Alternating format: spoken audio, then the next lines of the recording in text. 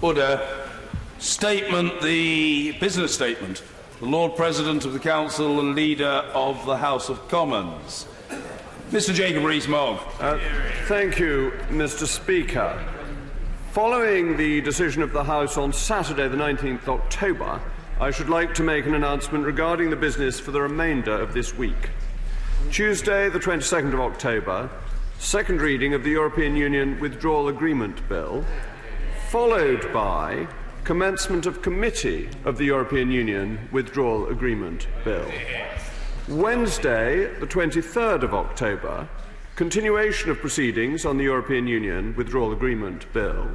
Thursday, the 24th of October, conclusion of proceedings on the European Union Withdrawal Agreement Bill. Friday, the 25th of October, the House will not be sitting.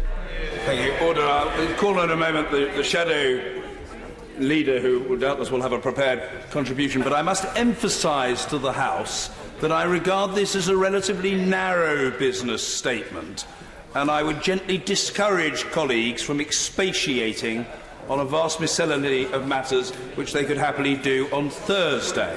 Let's keep it narrow, because that's what it should be. The shadow leader, Valerie Vaz.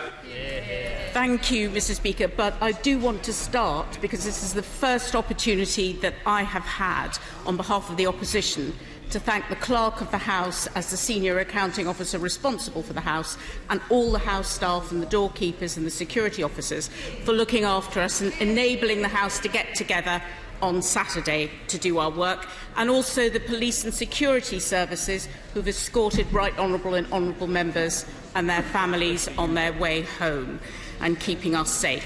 Can I thank the leader for the business statement? I was obviously disappointed that the leader didn't give me notice on Saturday that he was going to make a point of order. He will know that a point of order is not the way to alter business. It's a procedural motion of the House on which Mr. Speaker can rule. So it would have been helpful if the Leader of the House could have done so. He will know that on that historic day, 24 points of order on his point of order were made. And my first question to him would be, why did he leave the chamber when he couldn't hear the rest of the points of orders? He will need to know he is the voice of the House in government. Can I ask him also, because he hasn't mentioned when we're going to have those important debates on the Queen's speech, which were scheduled for Monday and Tuesday. I know that the government don't appear to care about the NHS or the economy. We on this side think they're very important topics. This all could have been done in an orderly manner. So could the Leader of the House please say when those, the remainder of the Queen's speech will be scheduled? The Withdrawal Agreement Bill is a crucial bill. It's vital that it receives the proper scrutiny of the House. So could the Leader of the House say when exactly the bill will be published? And it's not right that the Secretary of State for exiting the European Union says it has anything to do with an urgent question. The bill should be published in a timely manner so that it receives proper scrutiny of the House. And when will the programme motion be put forward? Could the Leader of the House also confirm that the government has no plans to pull the Withdrawal Agreement Bill and that it will be voted on if and as amended? Now, this whole process could have been conducted in an orderly manner. He will know that there is an appropriate way through the usual channels to fix the business of the House. At every stage, Mr. Speaker, the government has been running scared of this House and democracy, and it's now attempting to force through a flawed Brexit deal which sells out people's jobs, rights and our communities. Leader of the House. Thank you, Mr. Speaker. The Right Honourable Lady is absolutely right to thank the Clerk and the staff of this House, who were all absolutely magnificent. I will reiterate what I said before, that every member of my private office volunteered to come in on Saturday, and I think that is simply an example of the commitment to the House of Commons that we see from all our staff, and it is really rather wonderful that so many people who work here appreciate and value the Houses of Parliament and have the historic understanding of what a privilege it is to be here. May I add my thanks, and joining the Right Honourable Lady, to the police for the escorts they provided to get people home, including me.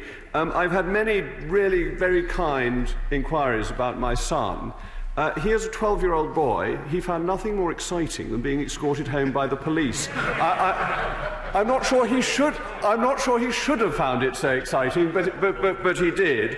But as a really serious point, I think it is very important that honourable and right honourable members can come and go from the precincts of Parliament feeling safe.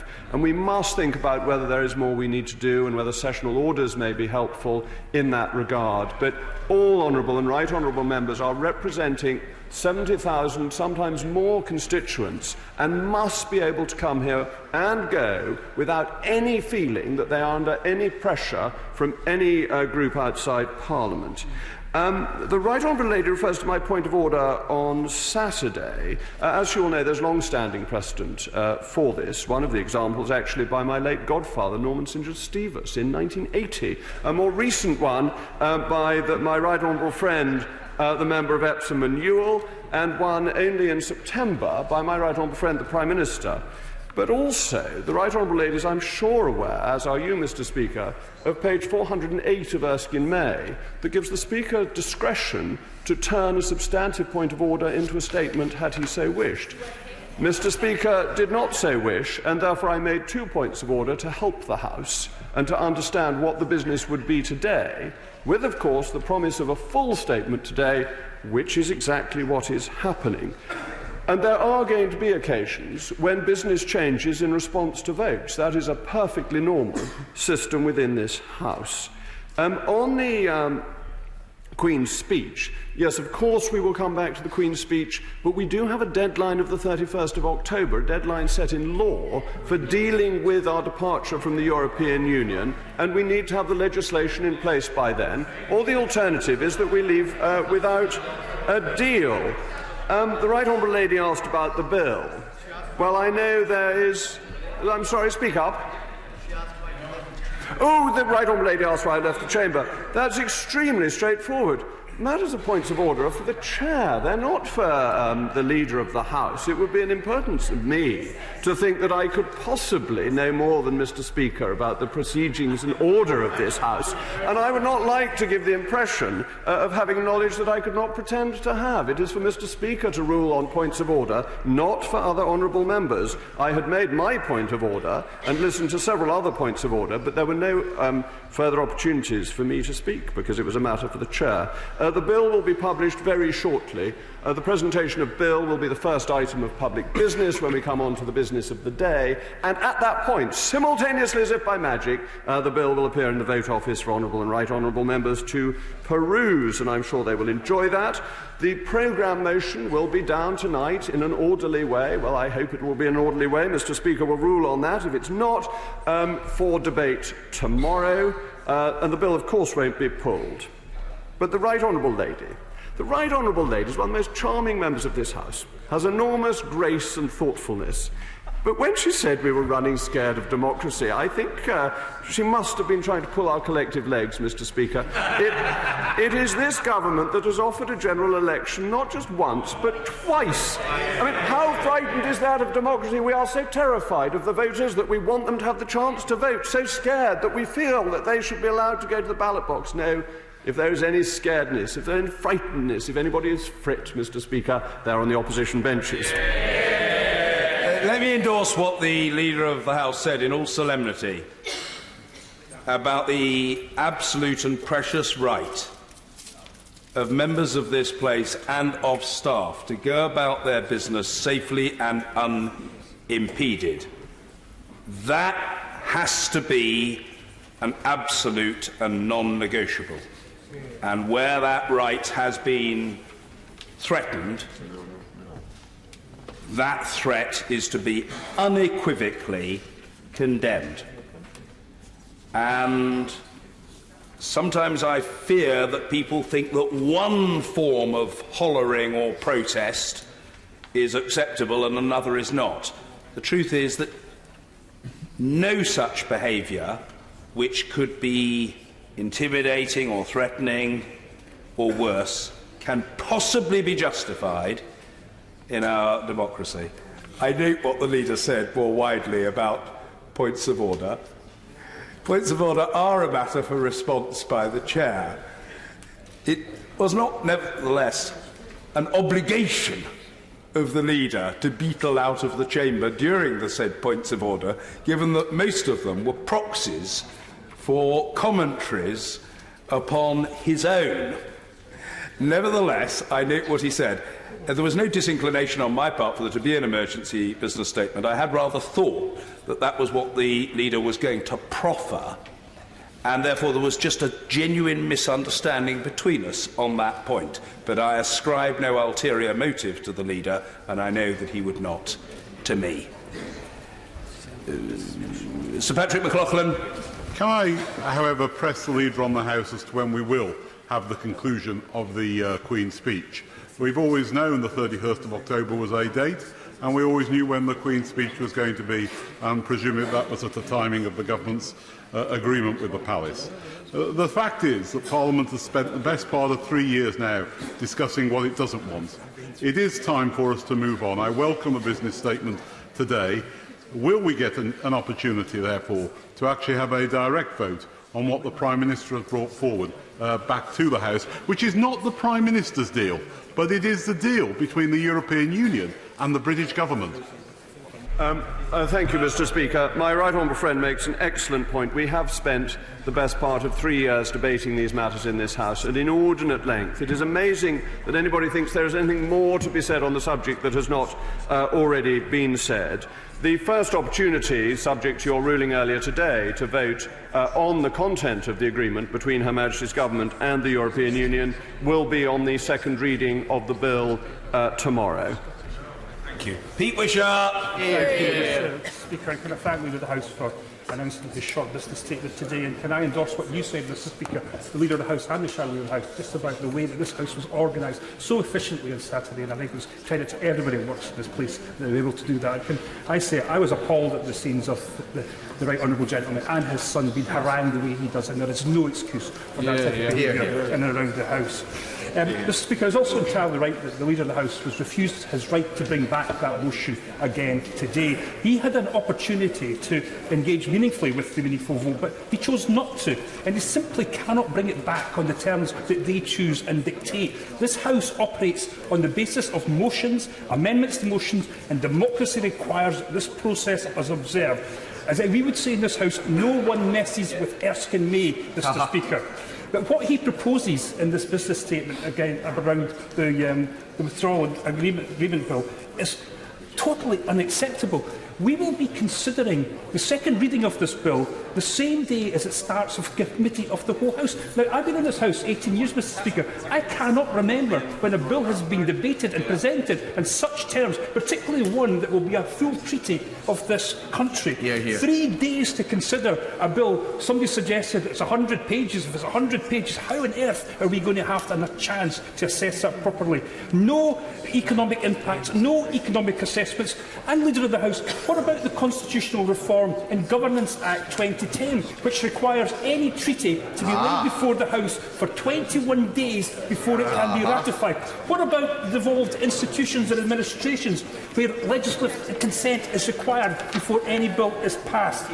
Mr. Speaker, the arrangements for this bill are simply not good enough, but at least we're seeing a change in government business announced by the conventional means of a business statement. And I hope we will never hear from him again changing significant government business by way of a point of order. And he talked about when he left the chamber, Mr. Speaker. My honourable friend, the member from Glasgow North, was addressing the House at that point as he breezed past him. That is not the way for a Leader of the House to behave. And, Mr. Speaker, the Queen's speech. It was only last week when we asked Her Majesty to put on her best crown, get into a stagecoach and come to Parliament to read out the Conservatives' next election manifesto. When are we going to get the Queen's speech? When is it coming back? Was all that just a supreme waste of time?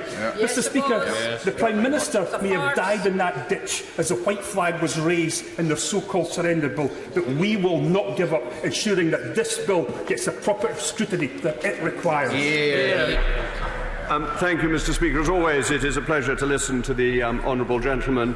There are a number of points that he made there. First of all, I would quibble over whether Her Majesty came wearing her best crown or not. I think her best crown is probably the crown of King Edward the Confessor, which is only used at the coronation. I think for the state opening of Parliament, the imperial state crown is probably Her Majesty's second best crown, but far be it from me to be pedantic about such matters. The issue on CRAG, the Constitutional Reform and Governance Act, the CRAG Act will be taken care of in the bill. The point of CRAG is to ensure that non-legislative treaties have an ability in this House to be voted on. Legislative ones inevitably fall into a different category.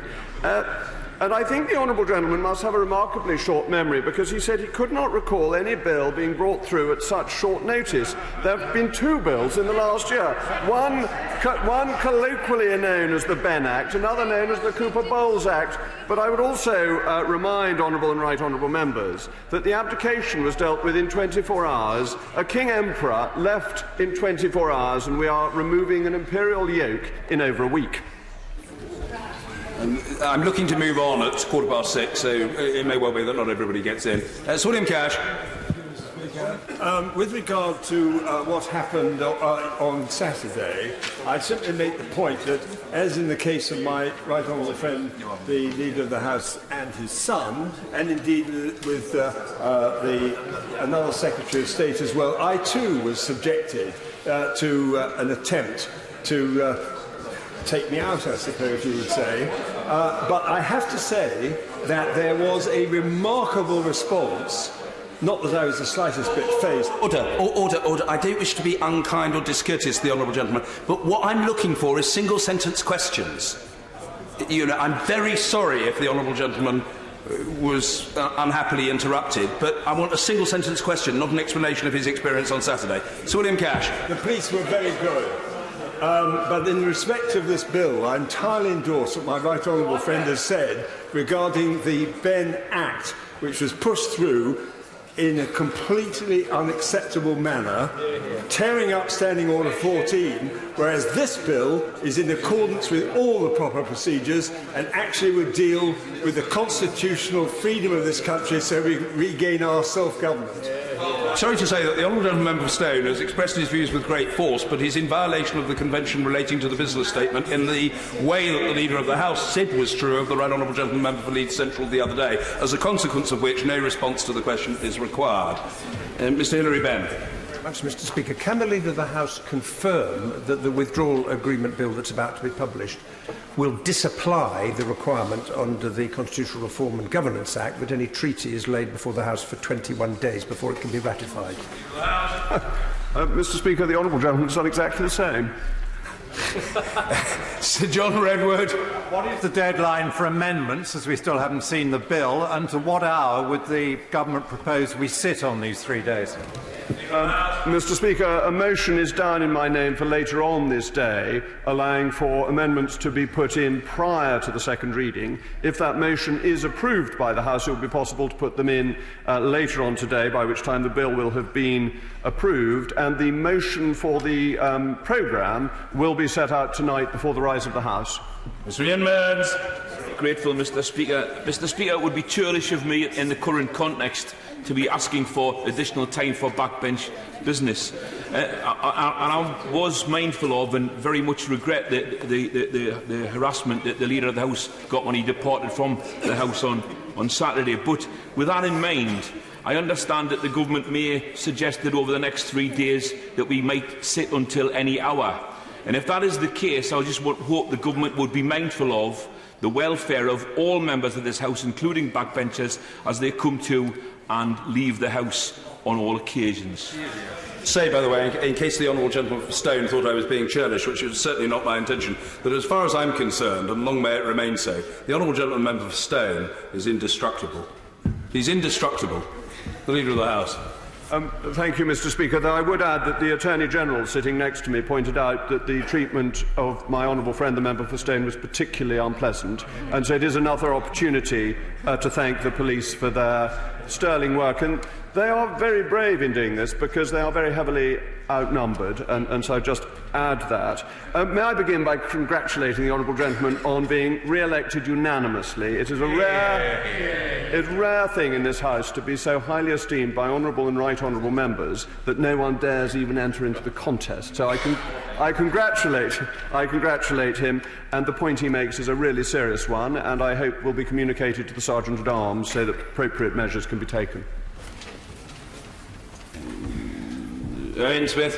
Thank you, Mr. Speaker. May I thank the Leader of the House for confirming what I suspect the rest of the country has long thought, which is that the Queen's speech doesn't really matter to this government, it's a sham, which is why it's now being postponed. But may I ask him, as someone who clearly believes in historic precedent in this case, is he serious that we're going to try and ram through this bill dealing with an international treaty in 3 days, when Lisbon was debated for 11 days, I believe, Maastricht for 23, Treaty of Rome for 22. Is he serious about this? Ram through this bill dealing with an international treaty in 3 days, when Lisbon was debated for 11 days, I believe, Maastricht for 23, Treaty of Rome for 22. Is he serious about this? Oh, Mr. Speaker, the honourable gentleman's appetite for debate is touching. That we have been debating these matters for 3 years. We have had endless debates. We have had endless statements by both this Prime Minister and from his predecessor. We have had endless reports from the Brexit Select Committee. It is hard to think of any matter that has been more carefully looked at, and rather splendidly, not just by this House, but by the country at large, who have engaged with politics. And one of the great virtues of Brexit has been the way it has encouraged our constituents to be interested in our activities. Crispin Blunt. Thank you, Mr. Speaker. Having noted the careful crafting of your statement today and your response to my point of order about change of circumstances, could my right honourable friend tell the House when the government thinks there will be a potential case for change of circumstances in order that we can actually get what the country needs, which is a straightforward vote on the withdrawal agreement? Thank you, Mr. Speaker. Earlier you were kind enough to quote what I said on the 18th of March, but not, I fear, in full, because I went on to make another sentence, which was, dare I say, that there is more joy in heaven over one sinner who repenteth than over the 99 who are not in need of repentance. Because, Mr. Speaker, I, like my right honourable friend, am greatly in favour of continuing to follow precedents and using them as a guide. And they are a guide. And the guide in this case may be what you yourself, Mr. Speaker, said on that day. It depends on the particular circumstances. For example, it depends whether one is facilitating the House and allowing the expression of opinion that might otherwise be denied. And I think this has been a very important guide to the decisions that you have made, both recently and historically in your term as Speaker. So no doubt these things will be in your mind as you deliberate and consider further what my right honourable friend has said. Yes, and in relation to column 778 of Hansard, on the 18th of March of this year, and I don't want to be anything but fully generous to the Leader of the House, there was a further segment, a very delicious and juicy segment in his question to me, and that was, if memory serves me correctly, whether there would be an opportunity for decision via the second reading of the withdrawal bill. And I confirmed in my reply to him that his thinking on that matter was correct.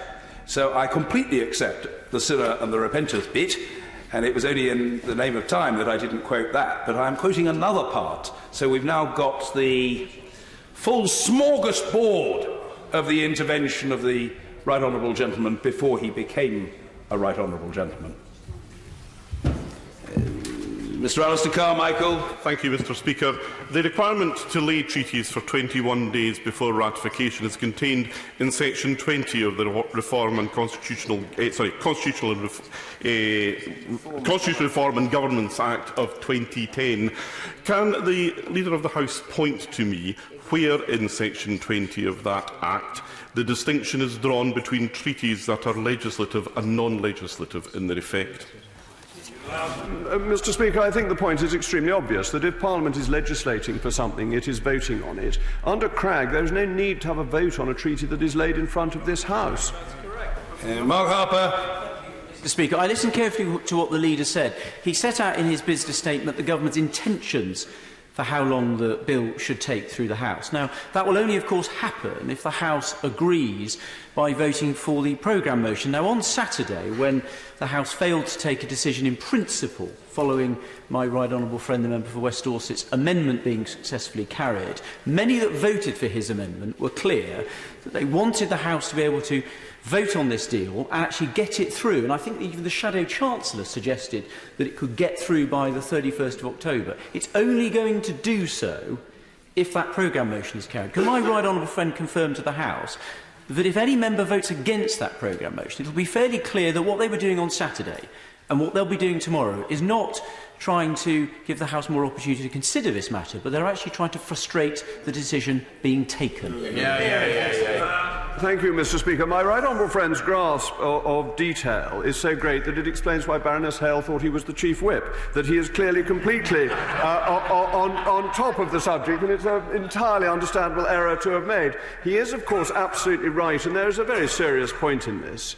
People who don't vote for the programme motion will be voting not to have Brexit on the 31st of October, and they will need to understand that clearly, and they won't be able to persuade one set of people that they voted for the second reading and therefore in favour, and another set that they voted against the timetable and were against. That won't work. Caroline Lucas. Mr. Speaker, this government proposal is frankly outrageous given the length and complexity of this bill. I understand the Leader of the House to indicate that we would have to put amendments to committee stage before we've even finished the second reading. And the complexity of the bill, Mr. Speaker, seems to have confused the Prime Minister himself, who on Saturday, for example, said there would be no tariffs on goods going between the Northern Ireland and Great Britain. And in actual fact, Article 5 shows that those goods that are at risk of entering the EU could indeed face tariffs. So isn't that precisely the sort of detail we expect the government to get right, and more evidence that we need the time to scrutinise this bill properly? Thank you, Mr. Speaker. There will not be tariffs on goods that are ending up in Northern Ireland. If they're going into the European Union, there may be, but there will not be goods that are destined for Northern Ireland and not for onward transmission. And so what the Prime Minister said was correct. I think that people who voted for the Benn Act and the Cooper-Bowles Act are on pretty thin ice when they complain about rushing acts through. And, Mr. Speaker, goose and gander sauce. Mr. Owen Paterson. Thank you, Mr. Speaker. Mr. Speaker, I accepted your earlier statement. I agreed entirely with you on substance, but I don't entirely agree with you on circumstances. Because the House passed the amendment put forward by my rather honourable and very old friend, the member for West Dorset, who put forward his amendment, I'm sure with the very best intentions, it has driven 17.4 million people into a state of utter exasperation. They are convinced, members opposite laugh, they are convinced that this Remain Parliament is determined to frustrate them at every turn. So what the Leader of the House has brought forward today is welcome, and my question is simple. When does he think this House may have a chance to debate amendments coming back from the Lords, and when does he see royal prorogation passed so that we can deliver what the 17.4 wanted to leave on the 31st? Mr. Speaker, those great words, la reine la volte, are what we are all looking forward to in relation to the bill that will be published shortly.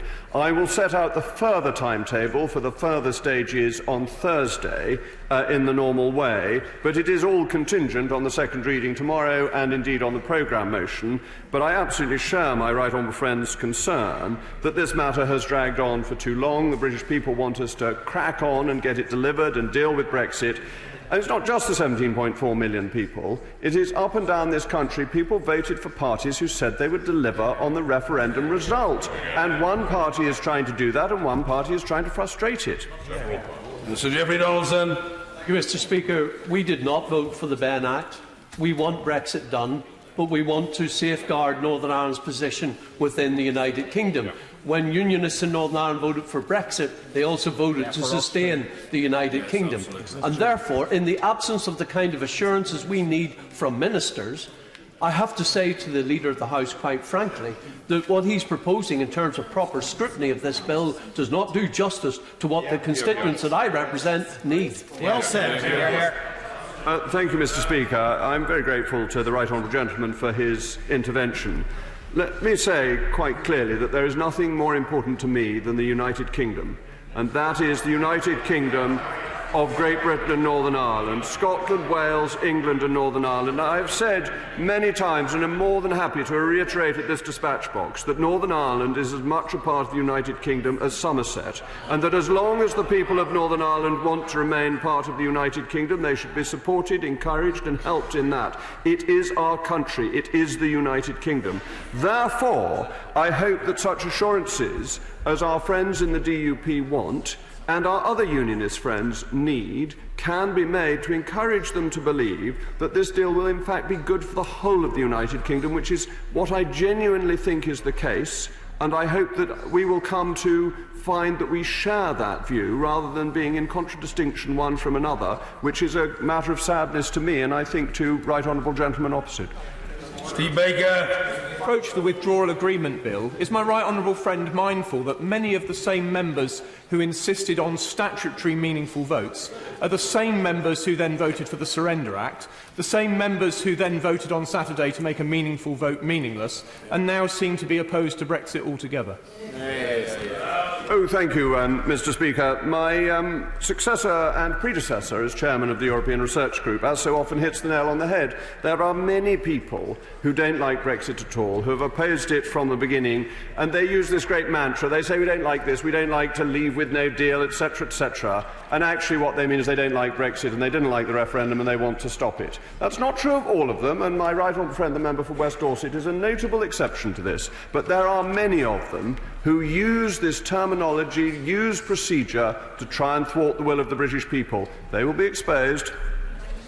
Ian Murray. Thank you, Mr. Speaker.